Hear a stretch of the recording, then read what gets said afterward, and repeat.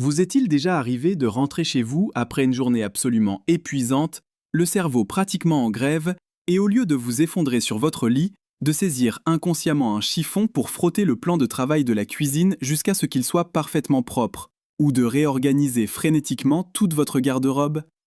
Pourquoi le simple fait d'aligner quelques livres ou de plier une couverture provoque-t-il une étrange vague de soulagement qui traverse votre poitrine?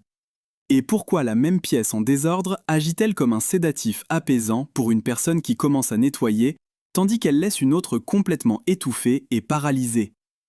Écoutez attentivement. Cette frénésie de nettoyage à minuit n'a absolument rien à voir avec le fait d'être un maniaque de la propreté. C'est votre esprit subconscient qui se bat désespérément pour survivre. La société adore nous coller des étiquettes. Quand les gens vous voient frotter ce comptoir à minuit, ils plaisantent rapidement en disant que vous avez un léger TOC, ou ils vous félicitent d'avoir un mode de vie si exemplaire. Mais brisons cette illusion dès maintenant. Ce besoin désespéré de frotter, trier et organiser n'est pas un insigne d'honneur pour une vie parfaite. C'est une alarme retentissante. C'est le cri de votre esprit qui hurle que vous perdez le contrôle à l'intérieur. Ne vous fiez pas seulement à mes paroles, regardez la science.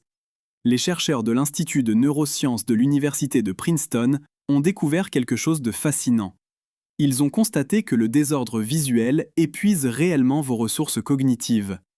Cette pile de courriers et ces assiettes non lavées surchargent littéralement votre cortex visuel. Cela épuise votre cerveau. Alors, lorsque vous craquez enfin et commencez à jeter les choses avec frénésie, vous ne faites pas que débarrasser des déchets. Vous libérez une bande passante mentale vitale. Chaque fois que vous terminez une petite tâche, comme plier une chemise ou essuyer une table, votre cerveau vous récompense avec une dose de dopamine. En même temps, il fait chuter vos niveaux de cortisol, supprimant instantanément votre stress. Vous piratez littéralement votre propre chimie cérébrale pour survivre au chaos. Imaginez entrer dans une pièce remplie de papiers éparpillés, de tasses sales et de linge empilé sur une chaise. Pour quelqu'un de très sensible, ce ne sont jamais de simples objets inanimés reposant tranquillement en arrière-plan. Ce sont une symphonie bruyante et incessante de bruits psychologiques. Chaque objet laissé hors de sa place hurle exactement le même message terrifiant. Affaire inachevée. Cela nous amène à un paradoxe interne déchirant. Prenons l'exemple d'une femme nommée Anna. Son corps est complètement épuisé. Ses muscles la supplient pratiquement de simplement s'allonger et de dormir.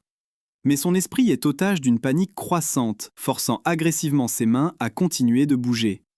En ce moment, Anna est confrontée à un projet massif et en retard qui pourrait ruiner sa carrière. Ou peut-être qu'elle observe sa relation à long terme s'effondrer lentement en morceaux méconnaissables. La douleur fondamentale de ces réalités est trop massive, elle est trop insupportable pour être regardée directement. Alors que fait-elle? Elle ignore complètement la rupture imminente et le délai manqué. À la place, elle s'effondre au sol et commence frénétiquement à organiser toute sa bibliothèque, arrangeant chaque livre de façon obsessionnelle par ordre alphabétique parfait. Ce n'est pas de la diligence. En psychologie, ce phénomène a un nom. On l'appelle la procrastination productive. C'est le déguisement ultime et parfait. Vous portez le masque socialement acceptable d'une personne très productive et incroyablement organisée, tandis que vous fuyez activement vos blessures émotionnelles les plus profondes. En frottant agressivement les sols et en triant ses livres, Anna transforme l'acte de nettoyer en une forme désespérée de méditation en mouvement. Elle n'a pas besoin de rester assise seule avec ses pensées écrasantes. Le mouvement rythmique et répétitif d'essuyer et de balayer devient un bouclier physique qui la protège de l'angoisse mentale. Mais finalement, on atteint un mur. Le véritable processus consiste à lâcher prise. Pourquoi remplir un simple sac poubelle de vieux vêtements ou jeter un souvenir poussiéreux et inutile peut-il sembler si lourd dans votre poitrine? Pourquoi le désencombrement vous amène-t-il parfois au bord des larmes? Parce que jeter des choses ne consiste jamais seulement à libérer de l'espace physique. Lorsque vous jetez enfin cette chemise fanée que vous portiez à une époque plus heureuse, ou ce cadeau cassé de quelqu'un qui est sorti de votre vie, vous faites quelque chose de profondément courageux et douloureux. Vous regardez directement votre passé et murmurez « Je n'ai plus besoin de cette version de moi-même ».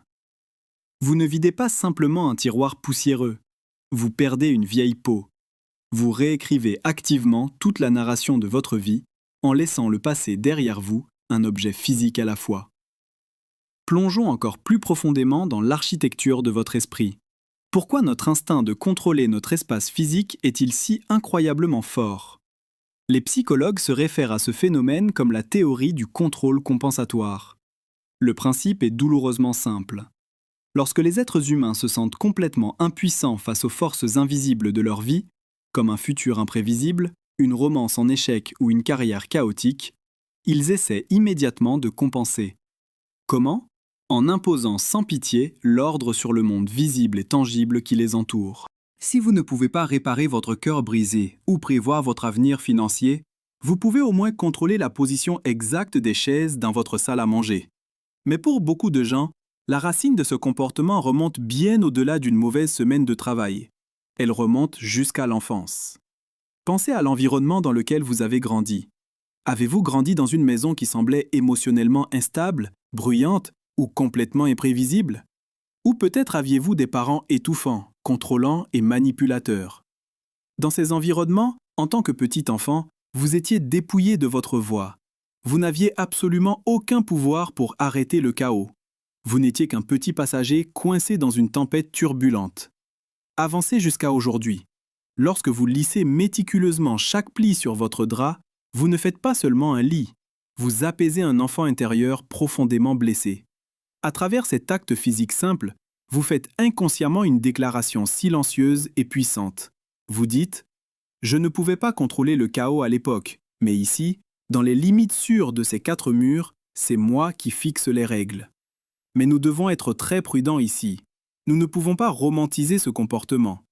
Il y a une ligne dangereusement fine entre un acte d'auto-guérison et un mécanisme d'adaptation profondément toxique. Il est une chose de trouver un moment de paix en organisant votre bureau.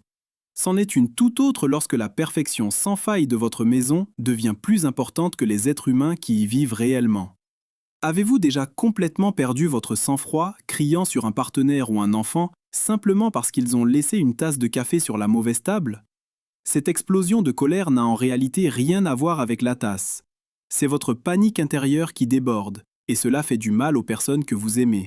Nous devons affronter une vérité très dure maintenant. Vous ne pouvez pas utiliser un chiffon humide pour effacer vos traumatismes d'enfance les plus profonds. Votre salon peut sembler absolument impeccable, mais si vous êtes totalement honnête avec vous-même, votre âme peut encore saigner. En fin de compte, la pièce dans laquelle vous dormez chaque nuit est le miroir le plus honnête de votre esprit. Prenez une respiration. Lorsque vous regardez autour de vous maintenant, que vous dit votre espace?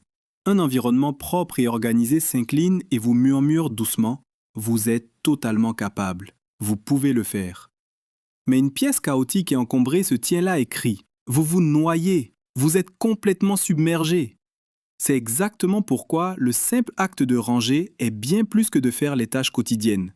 C'est un art profond de faire des choix. C'est la pratique courageuse de se tenir au milieu de sa vie et de se demander délibérément qu'est-ce qui compte vraiment suffisamment pour rester et qu'est-ce qui doit absolument partir. La vraie paix n'est pas un sentiment magique qui tombe du ciel lorsque votre vie est parfaite. La paix est un sanctuaire. C'est une forteresse physique et émotionnelle que vous construisez de vos propres mains.